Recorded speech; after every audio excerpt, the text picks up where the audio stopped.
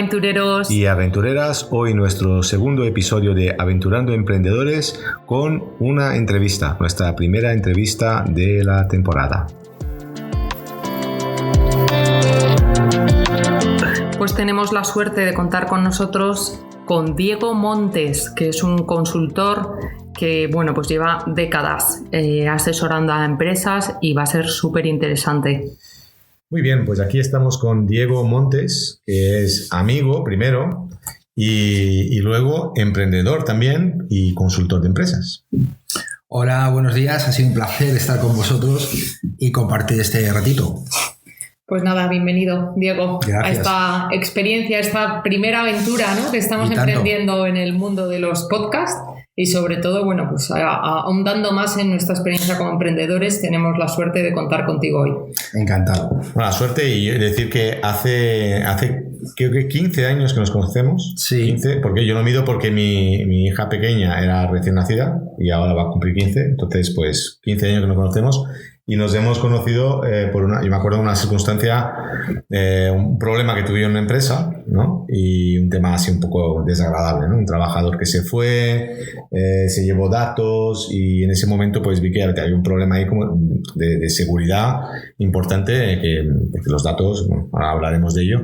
Y contactando con la empresa que me llevaba el CRM, pues dijeron, no hay problema, esto lo solucionamos ya. Y apareció Diego. Pues sí, así fue. Y nada, Diego, 30 años en el mundo del emprendimiento, en el mundo de la asesoría de empresas. Y pues tienes una experiencia y un bagaje muy importante que nos gustaría compartir con todas aquellas personas que nos escuchan, que están deseosos de saber cómo tocar el cielo para poder llevar una empresa a buen término. Bueno, yo al final lo que hago es que más que tocar el cielo, lo que hago es empujarlas para que toquen el cielo, porque al final lo importante, quien toca el cielo es el emprendedor, no el consultor. El consultor somos un facilitador para que otras personas toquen el cielo. Bueno, y cuéntanos, ¿cómo empezaste tú realmente a darte cuenta? Porque yo creo que el clic, ¿no?, lo más importante en la vida de un emprendedor es ese clic en el que te das cuenta que tu camino es desarrollar todas las cosas que se te ocurren en tu cabeza y ponerlas en práctica. Bueno, realmente mi trabajo consiste en ayudar a otros a que desarrollen esas ideas que ellos tienen, ¿no? Yo empecé porque yo me dedicaba al mundo del CRM, de la gestión de datos, de cómo la gente podía manejar el software, que en aquel momento en el que empezaba el CRM era una tecnología que estaba al alcance de pocos por el coste que teníamos, ¿no? Hoy es una tecnología totalmente democratizada y al alcance de cualquiera. Y realmente me di cuenta también de que muchas personas, el gran problema que tenía no era el acceso a la tecnología, sino que no sabían cómo utilizar esa tecnología e integrarla en el trabajo diario de todo el equipo. Y entonces me decidí que el trabajo no era la tecnología, era el equipo, era el emprendedor. Entonces yo, enseño al emprendedor a utilizar la tecnología para conseguir sus resultados. Vale, así que como nosotros estamos direccionados, no sabemos exactamente quién nos escucha, ¿no? Nos escucha todavía poca gente, pero quién nos escuchará, pero creemos que es un emprendedor en un primer nivel, ¿no? Y también emprendedores dependiente de la calidad de la persona, ¿no? De la calidad profesional, pero de empresas que son empresas pequeñas, ¿no? Entonces, explícanos un poco qué es un CRM, porque a lo mejor hay gente que dice, ostras, ha dicho CRM y yo aquí estoy pez, ¿no? Yo quiero hacer un paréntesis solo respecto a lo que ha dicho Diego, porque por lo que estoy viendo ya sabía que Diego es completamente de nuestra cuerda en el sentido de que la tecnología es el futuro de los emprendedores y que se ha democratizado y que hace 20 años no podías montar una empresa con 3.000 euros y unos conocimientos básicos de informática, y hoy en día sí. Claro. Bueno, realmente un CRM es una herramienta que te ayuda a gestionar tu cartera de clientes, pero no solo la cartera de clientes, o sea, los contactos, sino que te ayuda a gestionar la relación que mantienes con ellos. Y eso lo hace también teniendo en un solo lugar toda la información que necesita el equipo para trabajar con los clientes. De tal manera que al final tenemos en un solo lugar la información de los clientes, la información de lo que el equipo está haciendo con esos clientes y toda la información conversacional o relacional que hay con los clientes. Otro tema muy importante es que nosotros vamos a poder automatizar procesos, es decir, nos va a facilitar que hagamos cosas sin que el comercial esté encima de esto. Entonces, digamos que vas a poder alcanzar a más personas en menos tiempo. ¿Vale? Eso es muy importante. Y bueno, y a partir de ahí ya es un mundo. O sea, es un mundo. No obstante, hay una cosa que es muy importante que habías dicho tú antes, que es cuando las empresas empiezan con todo esto, ¿no? Es decir, las empresas al final no se trata de que sean antes o después. Hay un momento en que se ven superadas por la actividad del equipo comercial o por la actividad que les exige su cartera de clientes. Hay empresas que tienen muchísimos clientes, son muy pequeñas, entonces llevar toda la cantidad de cosas que hay que hacer con esa base de datos les es imposible. Entonces llega el momento. Hay otras que empiezan a incorporar personal, es decir, gente que empieza a llegar, empiezan a tener comerciales, empiezan a tener un servicio de atención al cliente, empiezan a dar... Y entonces, cada vez que se incorpora un nuevo integrante al equipo, esto no se incrementa, no se suma, sino que digamos, la complejidad es exponencial. Entonces, claro, hay un momento en que al empresario, al emprendedor, se le escapa de las manos tener ese control. Bueno, pues una forma de controlarlo es, la primera parte es implantar ese tipo de herramientas que no solo te permite facilitar el trabajo del equipo, sino que te permite hacer un seguimiento de lo que está pasando. Si no sabes lo que está pasando, no puedes gestionar nada. Perfecto. Entonces entendemos que el CRM pasa de ser en un momento una ventaja brutal para solo empresas grandes que tenían, porque era caro, ¿no? Básicamente, y pasa a ser de dejar de ser una ventaja a ser imprescindible, ¿no? O sea, claro. Porque ¿de cuánto estamos hablando un CRM básico para una pyme? Bueno, hay CRMs que ya cumplen perfectamente su función y estaríamos hablando de 20 euros por usuario y mes. Para que te hagas una idea, y ahí estaría integrado todo. De ahí para arriba hay más cosas, ¿no? Pero al final depende mucho de la pyme. El secreto no está en la tecnología, está en cómo implantas la tecnología y la metodología de trabajo de cada una de las personas que trabajan con el CRM. Y cómo formas al personal, porque ahí hay un escollo gordo de gente a lo mejor a la antigua usanda que no está acostumbrada a trabajar con CRM. Bueno, realmente la gente, digamos, lo que hay que hacer y a lo que hay que evitar a toda costa, que antes pasaba mucho, es que la tecnología se convertía en un trabajo más. Es decir, yo tenía que hacer mi trabajo y aparte hacer el nuevo programita que ha montado aquí el jefe, ¿no? Que era el nuevo capricho del jefe. Hoy la tecnología hay que ver, o sea, cómo esa herramienta le va a facilitar el trabajo al integrante del equipo, es decir, al colaborador. Entonces es cuando realmente hay una comunión de objetivos, de intereses, no hay un conflicto de interés, y entonces ellos van a participar porque van a sustituir una forma de hacer las cosas por otra, ¿vale? Y en general todo el mundo lo que quiere es trabajar fácilmente, que la empresa avance, porque eso nos viene bien a todos, ¿vale? Y además la gente quiere que se vea, que sea transparente lo que se hace, o sea, quiere que todo el mundo sepa cuál es la aportación que ellos están haciendo al equipo. Bueno, pues todo eso se hace con trabajo en equipo. Vale. Entonces hay varios caminos por el cual tú llegas a una empresa, ¿no? Que puede estar en distintos niveles de evolución, pero realmente ¿en qué consiste tu actividad? O las distintas actividades que puedes hacer y que puedes aportar a una empresa. Bueno, realmente mi actividad consiste en la dinamización comercial, ¿vale? Que esto es un conjunto de metodologías, ¿vale? De gestión para una empresa normalmente pequeña, o sea, que se encuentra en un punto de inflexión, ¿vale? Y que va a facilitar la gestión y el control al empresario, ¿no? Para llevar adelante su proyecto. Entonces, para ello, un pilar muy importante es la tecnología. De hecho, nos basamos en la tecnología para hacerlo. Pero eso solo es un pilar. Después lo que hay que hacer es trabajar con el equipo. Es decir, se implantan unos sistemas de alineamiento, o sea, de alinear lo que yo hago con lo que yo quiero, sistemas de colaboración, sistemas de seguimiento, sistemas de cómo se aporta al equipo, buscando soluciones. Entonces, digamos, esa forma de dinamizar esa metodología de trabajo es lo que al final nosotros hacemos. Todo esto al final acaba en la tecnología, pero todo empieza por los recursos humanos, si no hay nada que hacer. ¿Y qué resistencias encuentras tú en tu día a día en las empresas para implementar e introducir la tecnología necesaria?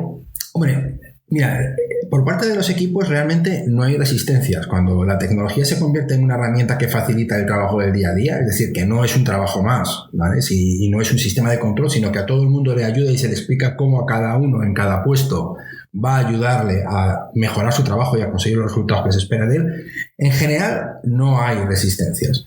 La resistencia, aunque parezca mentira, viene más por parte del empresario, del emprendedor, por dos motivos. Hay una cosa que en este mundo de la empresa se llama la inercia dinámica, ¿no? Es decir, que cada uno estamos tan enfocados en hacer y en conseguir que estamos todo el día talando árboles, cortando árboles y nunca paramos para afilar el hacha. Entonces, ¿qué pasa? Lo que sí que es cierto es que hay un momento en que el emprendedor tiene que encontrar su momento para reflexionar y para ver si la dirección que lleva es la que él quiere llevar. Y esa es la parte difícil de esto, es decir, hacer que la gente que está realmente al frente, la proa, que es el emprendedor, tiene que parar y mirar si lleva una dirección correcta y qué es lo que quiere cambiar, qué es lo que quiere hacer, etcétera, etcétera. Bueno, pues esos periodos de reflexión a veces es muy difícil porque el día a día te superan y no eres capaz de conseguir ese tiempo para ti. Pero esto básicamente es el empresario, o sea, en ese caso el emprendedor el que tiene que hacerlo. Y ese es el mayor problema que hay. Muy bien. Entonces, así casos súper interesantes o desafiantes que has encontrado en tu carrera que tengan una particularidad y mira, me he encontrado con este problema y cómo has ayudado. Bueno, yo puedo contar uno así rápido. Nosotros en esa época teníamos una empresa de eventos, ¿no? Que iba a ser bastante grande, o sea, iba a tener días de 250, 300 personas trabajando y teníamos un problema grave, ¿no? Que ahí no era ni vender, ni cobrar, ni nada, era el personal. Como era gente muy joven, era gente que tenía poco compromiso, eran animadores, eran estudiantes, actores, asistentes sociales, gente que tenía como una segunda fuente de ingreso y el problema era que casi teníamos que implorar que fuesen a trabajar, ¿no? Todos tenían que trabajar el fin de semana, gente que te daba excusas como es que me han dicho mi madre que hay que ir a casa de la abuela a comer, no puede. Entonces había que cambiar eso y nosotros por medio de la implantación de un proceso de TRM pues cambiamos el curso el curso de la batalla, ¿no? Y pasamos de tener que pedir a que fueran a trabajar a casi subastar los trabajos. Entonces, ¿qué tipo de cosas como esta has encontrado en tu recorrido que hayas dicho, oye, esto ha sido importante, ha sido un cambio importante en una empresa? Pues es un ejemplo. Bueno, más que cosas, a mí me gustaría resaltar, más que cosas importantes, es lo que más me gusta de lo que hago es que cuando cada gente cuando me viene a un sitio me dice, no, es que tengo un equipo que no se implica, que no hace esto, que no me dice nada, no veo datos, no sé qué está pasando en la empresa, estoy esperando a final de mes a ver qué pasa y tal, y de repente descubrimos que implantando ciertas dinámicas de dirección resulta que tenemos microempresarios dentro de la empresa, no solo gente que no está perfectamente dispuesta a hablar y aportar, sino que además que están interesados en que la empresa vaya bien, te aportan ideas y te hacen todo este tipo de cosas. Entonces, eso es lo realmente importante. Y por otro lado, lo importante, insisto, es que en este caso el emprendedor, el que lidera la empresa, sea capaz un momento de pararse, ¿no? y empezar a reflexionar realmente si es el camino correcto lo que él quiere. Entonces, por un lado es lo que él quiere para la empresa y si la empresa está aportándole a él como emprendedor, ¿no? Lo que él esperaba. Porque al final no nos olvidemos que la empresa y el emprendedor como persona son una dualidad. Y si la empresa no le aporta nada al emprendedor como persona o lo único que hace es complicar la vida, esa empresa, por muy bien que vaya, llegará pronto a su fin. O sea, será un problema. Cuando la empresa es un problema para el emprendedor, se acabó. Entonces, ¿qué es lo que más me gusta de lo mío? Lo que más me gusta de lo mío es que la empresa no sea un problema para el emprendedor y que la empresa tampoco sea un problema para el trabajador. O sea, que al final haya esa comunión de intereses donde al final la gente, pues bueno, más o menos se lo pasa bien y se levanta por las mañanas y quiere ir a la empresa a hacer cosas nuevas y además pues se siente integrado y va a aportar cosas y cosas así.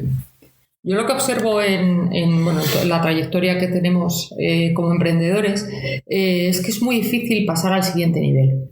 Es decir, que arrancar, yo siempre se me ha dado relativamente bien el arrancar los proyectos y emprender, pero es verdad que siempre es como que hay un techo de cristal que es imposible de romper, que no podemos acceder a ese siguiente nivel que sería ya la excelencia, ¿no? O sea, bueno, pues te da para mantener tu vida, tienes a trancas y barrancas dificultades, otras veces te va bien, pero no logras realmente esa estabilidad de decir, va fenomenal, va como un tiro y podemos exportar esta idea que he tenido a otras personas para que la desarrollen como yo. Claro que sí. Mira, las empresas cuando empiezan a crecer hay como etapas, ¿vale? O sea, en esas etapas, en función de cuando vayan a ciertos resultados, van cambiando las dinámicas de la empresa. Es decir, una empresa con 50 empleados no tiene las mismas dinámicas que una con 25. Eso está claro. Pero es que además tampoco, en este caso el emprendedor, no hace lo mismo. Entonces, ¿qué es lo que suele pasar?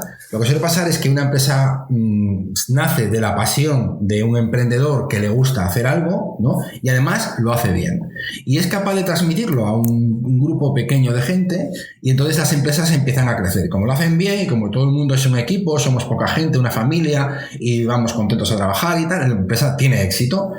Y entonces vamos incorporando otras personas. A medida que vamos incorporando personas, la cultura de la empresa se empieza a diluir, ¿vale? Y el control de la empresa cada vez es más difícil y empieza a desaparecer. Pero es que además también las dinámicas cambian con los proveedores, es decir, y el riesgo aumenta, es decir, se toman riesgos que son inevitables, que van con el tamaño. Entonces, el desconocimiento de esto hace que empresas que van muy bien terminen quebrando, porque intentamos gestionar una empresa de 25 trabajadores como si tuviera 5. Y no es así. Entonces, uno de mis trabajos consiste en indicarle, en este caso al emprendedor, ¿vale?, cuáles son las dinámicas correctas a medida que va creciendo. Esas dinámicas hay que cambiarlas. Como no las cambie, o sea, al final la empresa será una locura. O sea, será una presión, un estrés tremendo. De hecho, yo he tenido clientes que les va muy bien, que les ha ido muy bien, ¿no? Y el estrés es brutal, ¿vale? Cuando realmente están intentando gestionar una empresa, en este caso de 25 empleados, 25 empleados, ¿vale? Como cuando ellos empezaron. Entonces, claro, no puede, o sea, no tiene vida, porque él no ha entendido todavía que lo que él tiene que hacer es distinto ya, o sea, ya no tiene que hacer lo mismo. Entonces, lo que decíamos antes, pararse a pensar, ¿vale? Y cambiar la personalidad, cambiar las dinámicas que tú sigues son importantísimas. De hecho, ese es uno de los puntos críticos para que una empresa crezca. No es tanto la competencia, no es tanto el mercado, no son tanto las crisis, no, es que el líder en cada momento sepa cómo tiene que llevar la empresa. Es decir, qué dinámicas tiene que aplicar, son distintas. ¿Y hay unos mecanismos claros para hacer esa transición o cada empresa tiene su historia? Bueno, cada empresa tiene, o sea, los mecanismos son los mismos y depende del tamaño de la empresa. Es decir, hay unos puntos de inflexión donde sí que ya empieza a dar. Después cada empresa, lo que sí que está claro es que la empresa tiene una parte de ciencia y otra de arte. Y ahí está, es decir, hay un punto de inflexión donde se llega y se cambian los mecanismos. La forma de hacerlo, eso sí que depende del empresario, y ahí sí que cada uno aporta su personalidad. Hay gente que es muy expansiva, muy extrovertida, le es muy fácil ciertas cosas y otras que no. Hay gente que es muy introvertida. Lo importante de todo esto es que una personalidad no es mejor para hacerlo que otra, ¿vale? Es decir, cada una tiene una personalidad concreta, facilita unas cosas e impide otras, ¿no? Entonces, con lo cual al final se puede hacer igual. Lo importante también es que cada uno, en ese momento de reflexión, sepa cómo es él y cómo quiere hacer las cosas. Y que no llegue un momento donde actuemos, es decir, nosotros, digamos, que seamos como los demás esperan o creemos que esperan que seamos nosotros, ¿no? Nosotros debemos ser naturales 100%, que eso nos va a facilitar mucho la vida, nos va a quitar mucho estrés, ¿vale? Y al final, conociendo nuestros puntos débiles, siempre habrá una forma de resolverlo. ¿Y dónde y cuándo podemos observar esas alarmas que nos hacen pensar que debemos de cambiar el rumbo y modificar la manera de actuar? ¿Es mejor que esperemos a que suene la alarma o anticiparnos a la alarma? Bueno, el que anticiparte a la alarma suele ser que tengas a alguien al lado que te vaya a decir, que te vaya ya diciendo con antelación que hay cosas que tienen que cambiar. El problema de todo esto es que la gente nos cuesta cambiar cuando las cosas van bien, aunque es el momento adecuado. Cuando las cosas van bien es cuando hay que empezar a pensar en cambiar, porque tienes los recursos y muchas veces el tiempo, ¿vale?, para poder hacerlo. Cuando las cosas empiezan a ir mal, cuando ya nos empezamos a saltar las alarmas, mucha gente ya no va a tener los recursos, va a entrar miedo, va a tener mucho estrés, y entonces los cambios van a agravar esta situación todavía más, ¿vale? Entonces, eso por un lado. Entonces, ¿qué es lo que digamos, la alarma? Es cuando tu nivel de estrés se incrementa. Es decir, hay como dos tipos de estrés. Uno que está creado por la ambición, es decir, la ambición sana de querer crecer, de querer más. Es decir, al final no es más que tu unidad de actividad no para, ¿no? Es decir, estás aquí, estás en todos lados de la empresa, estás hablando con todo el mundo, con tus empleados, con tus proveedores, y de repente hay un momento en que ese estrés se transforma y solo te preocupa el futuro de la empresa porque hay cosas que no ves claras, ¿vale? Ese es el primer momento en que las cosas tienen que reflexionarse.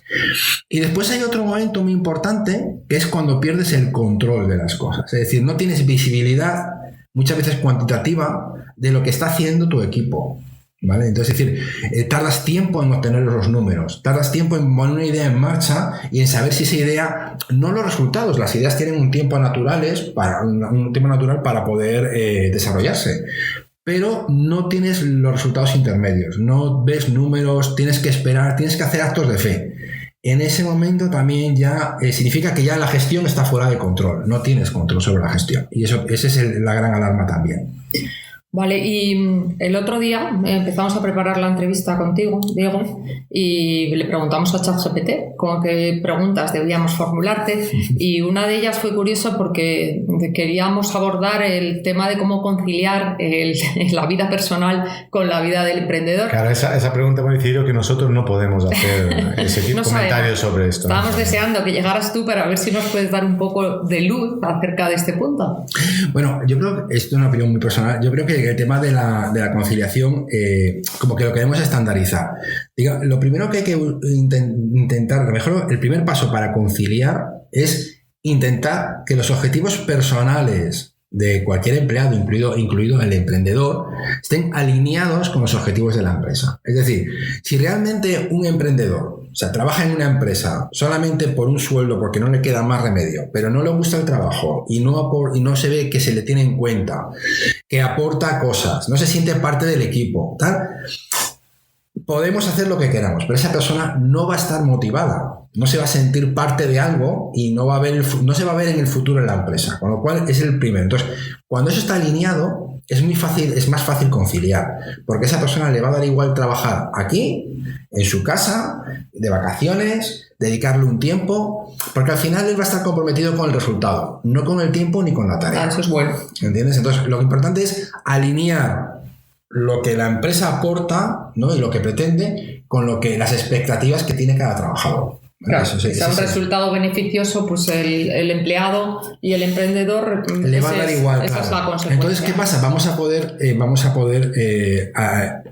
digamos, deslocalizar el lugar de trabajo porque el compromiso va a suplir. De hecho, lo importante de ahora es que y que trae el teletrabajo, es que ya no nos van a juzgar por el número de horas que nosotros estemos trabajando, nos van a juzgar por los resultados que aportemos y por la empresa y que lo vamos a lograr.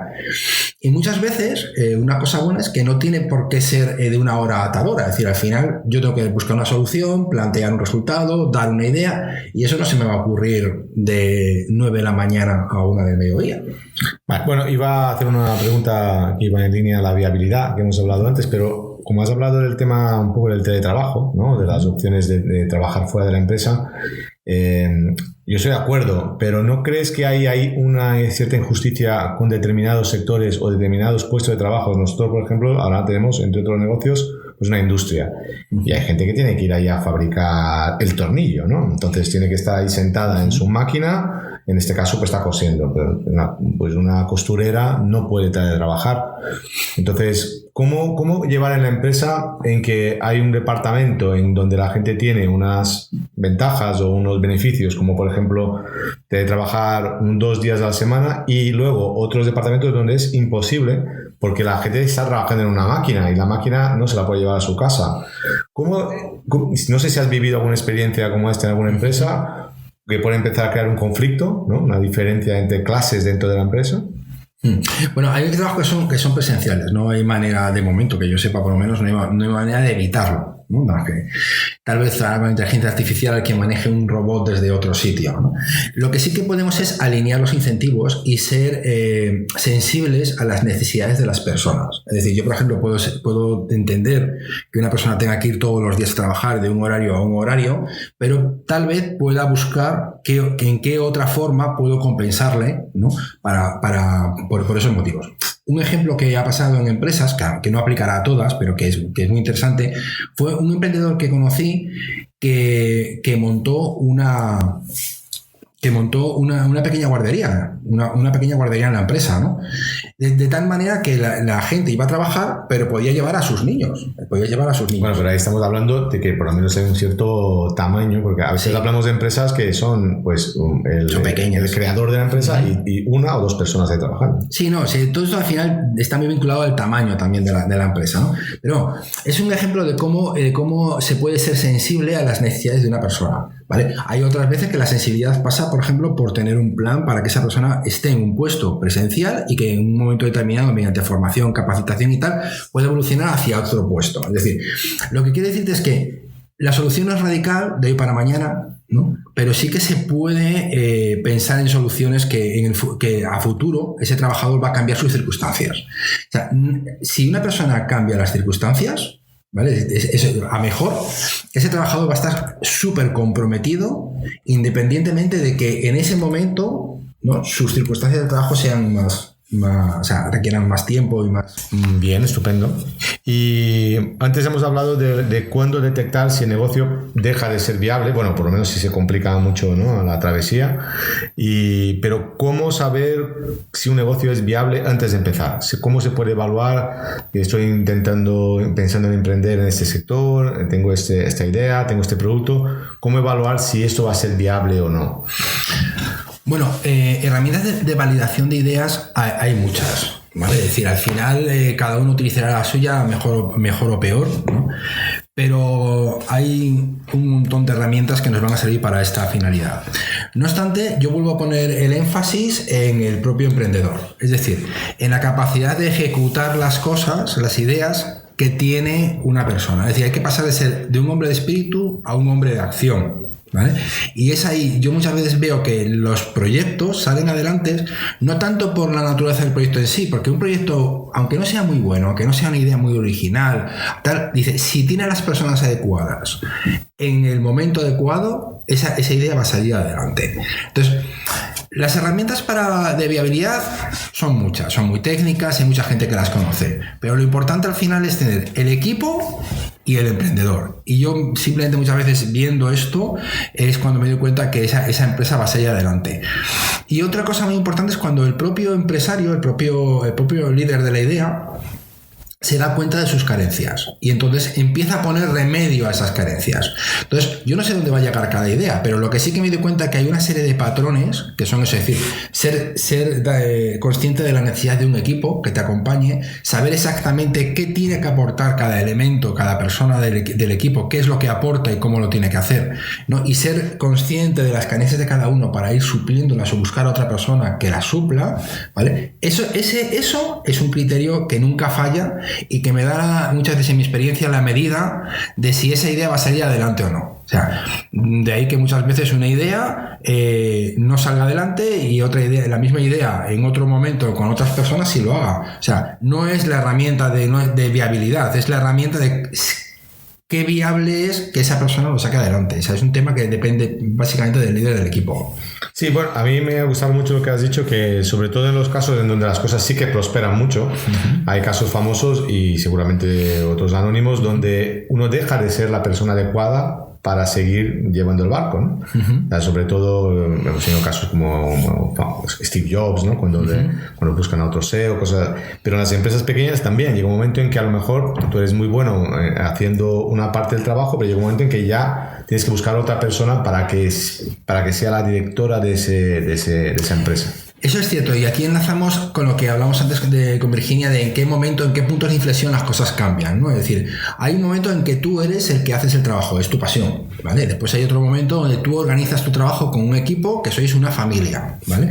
Después las cosas empiezan a crecer y te conviertes en un líder, donde tienes que delegar. Es decir, es un momento muy difícil, probablemente el momento más difícil de un empresario, cuando delega en otro la autoridad y sobre todo que maneje los recursos propios, porque delegar también es dejar que otra persona tome decisiones sobre los recursos de la empresa. Y eso es un tema psicológico importante, ¿no? Es un tema que no queremos porque en ese momento nuestra vulnerabilidad aumenta. Entonces, tenemos que confiar. Si no, o sea, en ese momento, si no hay confianza en el equipo, no crece. De ahí la necesidad de que el equipo esté implicado y tengamos confianza, ¿vale? Pero después hay otro momento, que es el que tú dices, donde la persona tiene que dar un paso al lado y ya no tiene que ser el que manda, o sea, no tiene que ser el que lidera, es el líder de líderes. Es decir, tu trabajo consistirá en buscar a las mejores personas posibles que te puedas permitir, ¿vale? Apoyarlas en todo lo que puedas, ¿no? Y dejar que esta gente crezca. Y además hay que intentar por todos los medios que sean mejor que tú. O sea, tienen que ser lo mejor posible cada uno en su área, ¿no? Tu trabajo va a consistir en hablar con ellos, en buscarlos, marcar la dirección, hacer que colaboren entre ellos, es decir, crear un entorno psicológico seguro. En una empresa es súper importante. Hay un elemento, un concepto que se llama el fallo de proceso, que consiste, digamos, que explica cómo un equipo que es muy bueno, o sea, muy competente, no tiene los resultados que a priori se puede esperar, ¿no? Muchas veces o falla el proceso o falla el entorno psicológico donde ese equipo se mueve. Bueno, pues la responsabilidad de ese líder de líderes es que ese entorno sea seguro para que la persona sea capaz de, por ejemplo, de hacer propuestas sin esperar pues que se rían de ella, que tenga, o sea, que aquí gente la critique, etcétera, etcétera.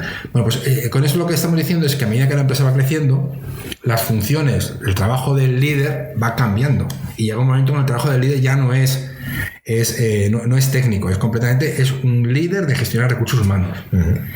Yo, creo que todos tenemos claro cuáles son esos perfiles de persona que triunfan por tener los valores que se esperan de un emprendedor, ¿no? De tener la humildad de reconocer dónde están tus fallos para poderlo solventar. Pero a mí me interesa más tu opinión acerca de aquellos perfiles que en realidad tienen todo lo contrario que se puede esperar y triunfan. O sea, una persona arrogante, una persona que se aprovecha a los demás, que explota a los demás, que ejerce toda la presión posible cuando tiene el poder en su mano. Se me ocurre, no sé, hay miles de casos, pero yo creo que el más flagrante es Donald Trump, por ejemplo, ¿no?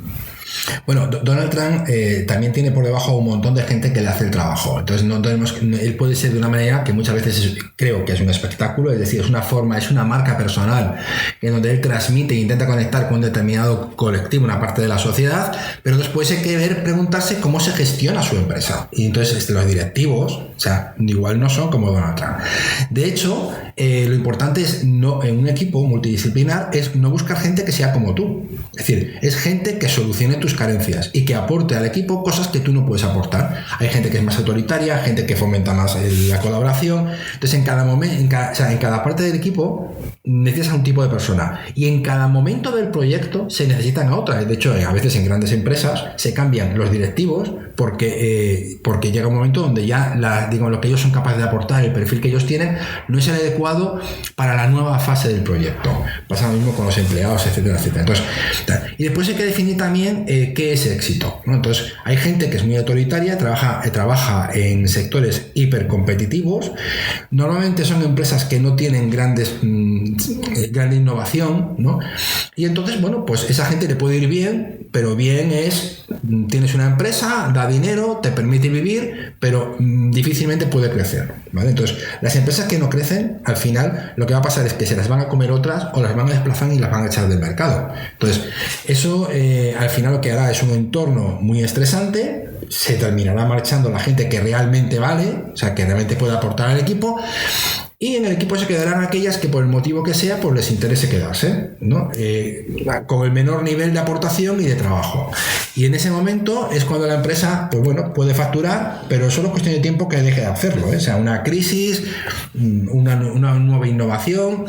Son empresas que tardan muchísimo en adaptarse a las cosas porque todo depende de él. Es decir, el empresario autoritario o que lo quiere todo, o sea, que maneja todo, el problema es que todo pasa por él, o sea, no delega. Y él se convierte en el motor y a la vez en el límite de lo que hace la empresa. Sí, la empresa llega hasta donde él llega. A donde él llega. Y además llega donde puede llegar, o sea, no va a haber nadie. Entonces, no es solo el tiempo del que dispone el empresario, sino es la capacidad que tiene. Nadie le va a ayudar. O sea, es decir, el líder autoritario normalmente pues no contará con las aportaciones y las buenas ideas de su equipo. Cuando la empresa llegue y lo pase mal, nadie estará dispuesto a sacrificarse. Entonces, al final, pues todas las empresas tienen momentos buenos y momentos malos. Entonces, al final, pues ahí es donde fallan las empresas. O sea, que al final personas como Trump son productos de marketing y fin, ¿no? Básicamente, porque, por ejemplo, yo sé de las empresas de Trump, hay muy buenos directivos que no son como Trump, o sea, que realmente funcionan muy bien y que realmente gente tiene un equipo comprometido, entonces no son trans ni nada por el estilo. Incluso estas personas, o sea, aunque venden un marketing o se venden a sí mismas o son de una manera determinada, también muchas veces son capaces de reconocer la valía de una persona en cuanto a que es capaz de aportar algo al equipo. Entonces claro, pero es capaz de hacerme ganar dinero, entonces me vale. Quizás esa propia arrogancia y esa manera de ver la vida tan... Incluso le dan los medios. Entonces, ¿qué pasa? Que al final nos damos cuenta cuando escarbamos un poco que esa persona, por ejemplo, transmite, proyecta una marca, proyecta una forma de ser, pero que después, debajo de todo, también es capaz de darse cuenta de que eso funciona en unos entornos, pero que también tiene que ser de otra manera en otros, ¿no? Y eso es un mérito. O sea, es capaz de cambiar la forma de ser en función de las necesidades. Pues a mí me gustaría proponerle a Diego, bueno, lo estoy improvisando porque no se lo he preguntado a mi socio Frede, pero proponerle a Diego que venga un entonces día... Si yo no he autorizado, aquí no se hace nada, como Trump. El patriarcado llevado a la empresa. Pues me gustaría que viniera Diego un día a la fábrica para motivar a nuestro equipo, que diera una charla de 1 hora y que pudiera motivar a nuestro equipo y bueno, que hablar con ellos y realmente el poder compartir tu sabiduría y tu experiencia con ellos para ver si les incentivamos. Está hecho, es poner solo fecha. Están súper incentivados y son un equipo maravilloso, pero bueno, siempre viene bien. Ponemos fecha y se hace. Y antes de cerrar, pues yo me acuerdo que, bueno, se me quedó marcado ahí un poco a fuego una frase que me dijiste y que lo he probado en mis carnes, ¿no? Seguramente esto sea variable a lo largo del tiempo y también a lo mejor alguien tiene un producto muy espectacular y eso puede cambiar, pero me dijiste una vez que no era viable crecer con las ventas. Que solo con lo que uno ingresa, con los beneficios que puede tener con las ventas, es muy difícil de crecer, muy difícil de evolucionar. ¿Cómo es eso? Bueno, yo quiero recordar que esto hacía referencia a un tema muy técnico que tiene que ver con el fondo de maniobra y es la cantidad de dinero que tú tienes que invertir a priori, ¿vale? Para poder después llegar a un resultado. Es decir, antes de vender vas a tener que comprar la mercancía y va a haber un periodo de tiempo donde tu inversión va a estar parada. Es decir, no la vas a recuperar. Cuanto más tiempo cuanto más vendas, tu fondo de maniobra más se va a incrementar. Pero esto es un tema técnico 100%, ¿no? Es decir, no está. Pero no obstante, también hay una parte que no es técnica, sino que es de actitud. Es decir, no se puede crecer minimizando los riesgos. Se puede minimizar todo lo que puedas, pero hay que asumir riesgos. Y eso es lo que mucha gente intenta evitar también. O sea, ya no es un tema técnico, contable, financiero, sino que lo que intento es no asumir riesgos. Y es curioso porque el empresario, a medida que va teniendo éxito, la capacidad de asumir esos riesgos va disminuyendo, es inversamente proporcional, ¿no? Entonces, lo que yo intento decir es que ser empresario, una de las habilidades que tiene es estar constantemente asumiendo riesgos, ¿vale? Lo que sí que hay que hacer es que una vez que se ponga un proyecto en marcha o cualquier cosa, hay que hacerlo muy rápido, tomar decisiones muy rápidas y, como dicen en el mundo del Lean Startup, dice equivocarse muy rápido para poder pivotar, ¿vale? A eso hacía referencia en lo de no crecer solo con las ventas. Vale, pues muchísimas gracias. Podríamos estar hablando aquí otras 5 Muchísimas gracias, Diego. 28 horas. Sí, un placer. Para contactar con Diego podéis contactar por mail. Tenéis el email que es info@talentsconsulting.com. Es talents con S, es en plural. Y también tenéis la página web que es www.talentsconsulting.com. Pues nada, nos ha encantado recibir a Diego y esperamos poder seguir en el nivel de invitados que hemos tenido hoy porque seguirán viniendo un montón de gente importante. Eso es, ya tenemos una agenda de entrevistas y en breve subiremos el próximo episodio. Muchas gracias por escucharnos. Gracias, emprendedores. Un abrazo, hasta luego.